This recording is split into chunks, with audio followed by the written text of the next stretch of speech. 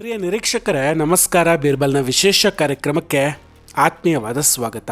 ವೀಕ್ಷಕರೇ, ಇವಾಗಿನ ಸಿಚುವೇಶನ್ ನೋಡ್ತಾ ಇದ್ರೆ ನಮಗೆ ಇಡೀ ಪ್ರಪಂಚವೇ ಒಂದು ಬಿಗ್ ಬಾಸ್ ಮನೆ ಹಂಗೆ ಕಾಣಿಸ್ತಾ ಇದೆ. ಅದರಲ್ಲಿ ಅಮೇರಿಕಾ, ಇಸ್ರೇಲ್, ರಷ್ಯಾ, ಭಾರತದಂತಹ ದೇಶಗಳು ಕಂಟೆಸ್ಟೆಂಟ್ಗಳು. ಯಾಕೆ ಹಿಂಗೆ ಹೇಳಿದೆ ಅಂದರೆ, ಇಲ್ಲಿ ಯಾವಾಗ ಯಾರು ಯಾರ ಬೆಂಬಲಕ್ಕೆ ನಿಲ್ತಾರೆ ಅನ್ನೋದನ್ನು ಗೆಸ್ ಕೂಡ ಮಾಡೋದಕ್ಕಾಗೋದಿಲ್ಲ.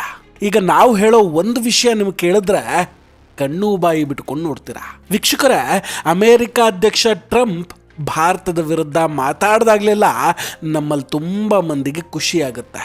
ಏನು ಮಾಡ್ತಿದ್ದಾರೆ ಮೋದಿ ಅಂತ ಟ್ವೀಟ್ ಮಾಡೋದಕ್ಕೆ ಶುರು ಮಾಡ್ಕೊಳ್ತಾರೆ.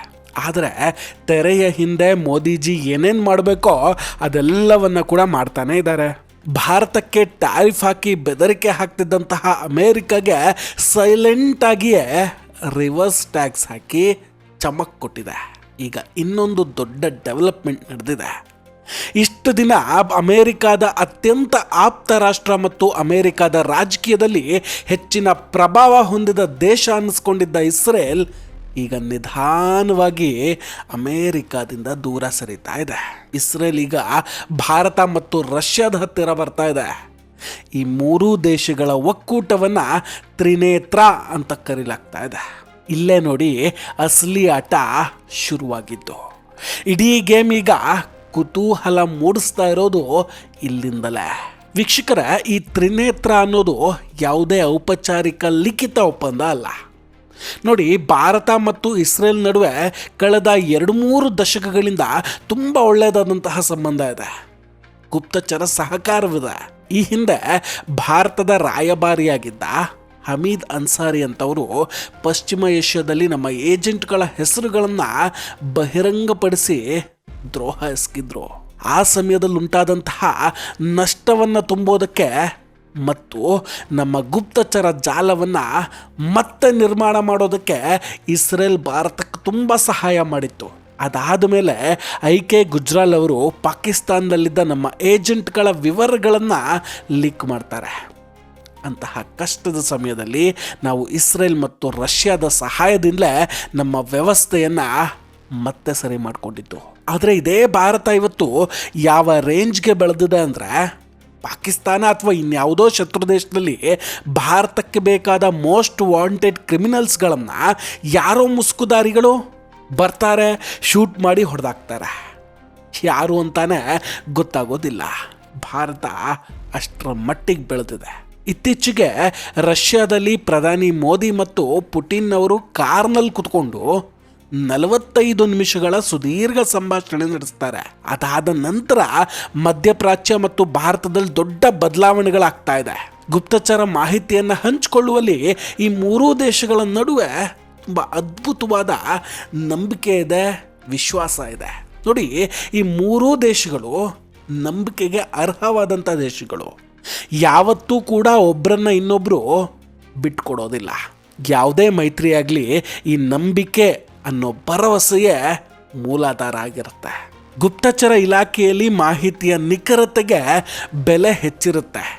ಇಲ್ಲಿ ರಷ್ಯಾ, ಭಾರತ, ಇಸ್ರೇಲ್ ಈ ಮೂರೂ ದೇಶಗಳ ಗುಪ್ತಚರ ಇಲಾಖೆಯ ಮಾಹಿತಿಯ ನಿಖರತೆ ಮತ್ತು ವಿಶ್ವಾಸಾರ್ಹತೆ ಈಗಂತೂ ತುಂಬಾ ಉತ್ತುಂಗದಲ್ಲಿದೆ.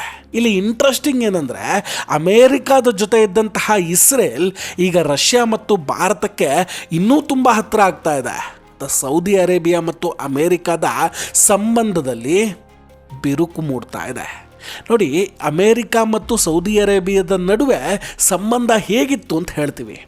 1974ರಲ್ಲಿ ಅಮೇರಿಕಾದ ಹೆನ್ರಿ ಕಿಸ್ಸಿಂಜರ್ ಇವರು ಸೌದಿ ಅರೇಬಿಯಾದ ಜೊತೆ ಒಂದು ಒಪ್ಪಂದವನ್ನು ಮಾಡಿಕೊಂಡಿದ್ರು. ಏನು ಒಪ್ಪಂದ ಅಂದರೆ, ನೀವು ತೈಲವನ್ನು ಡಾಲರ್ನಲ್ಲಿ ಮಾರಾಟ ಮಾಡಿ, ನಾವು ನಿಮ್ಮನ್ನು ರಕ್ಷಣೆ ಮಾಡ್ತೀವಿ ಅಂತ.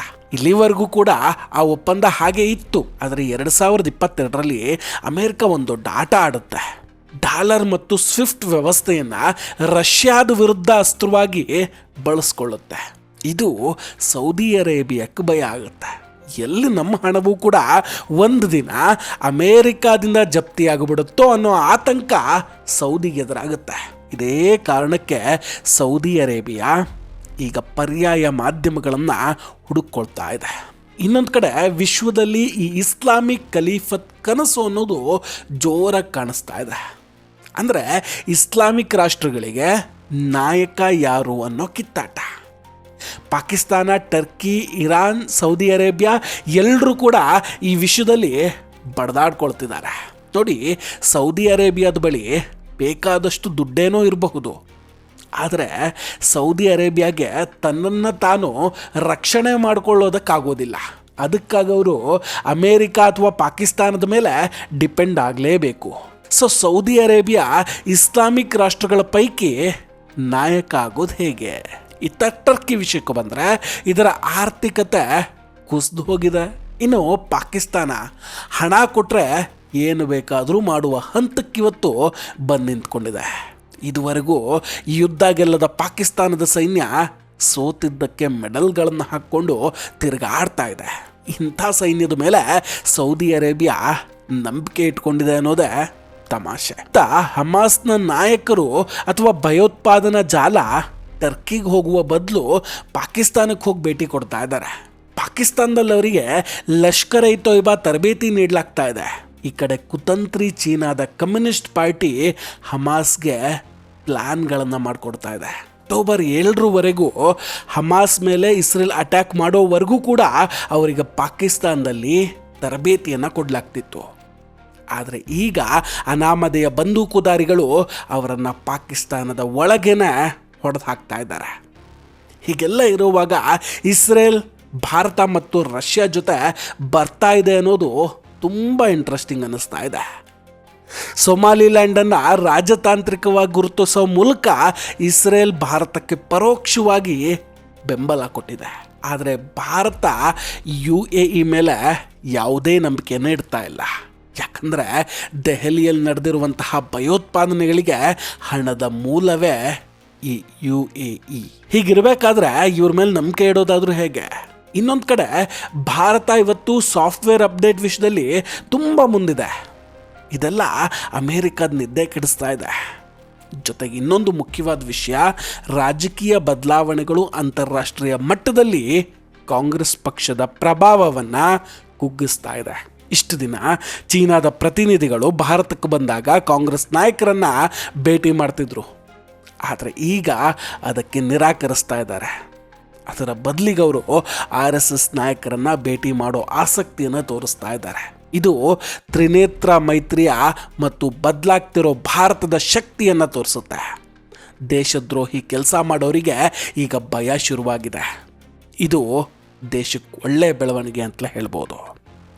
ವೀಕ್ಷಕರೇ, ಇದೆಲ್ಲದರ ಬಗ್ಗೆ ನಿಮ್ಮ ಅಭಿಪ್ರಾಯ ಏನು? ದಯವಿಟ್ಟು ಕಮೆಂಟ್ ಮಾಡಿ ತಿಳಿಸಿ. ನಾವು ಕೊಟ್ಟಂತಹ ಮಾಹಿತಿಗಳು ನಿಮಗಿಷ್ಟ ಆಗಿದ್ದರೆ ದಯವಿಟ್ಟು ವಿಡಿಯೋವನ್ನು ಲೈಕ್ ಮಾಡಿ ಹಾಗೂ ಶೇರ್ ಮಾಡಿ.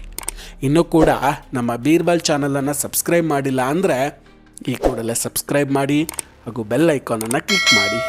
ನಮಸ್ಕಾರ, ಟೇಕ್ ಕೇರ್ ಆ್ಯಂಡ್ ಬಾಯ್ ಬಾಯ್. ಮತ್ತೆ ಭೇಟಿಯಾಗೋಣ. ಜೈ ಹಿಂದ್.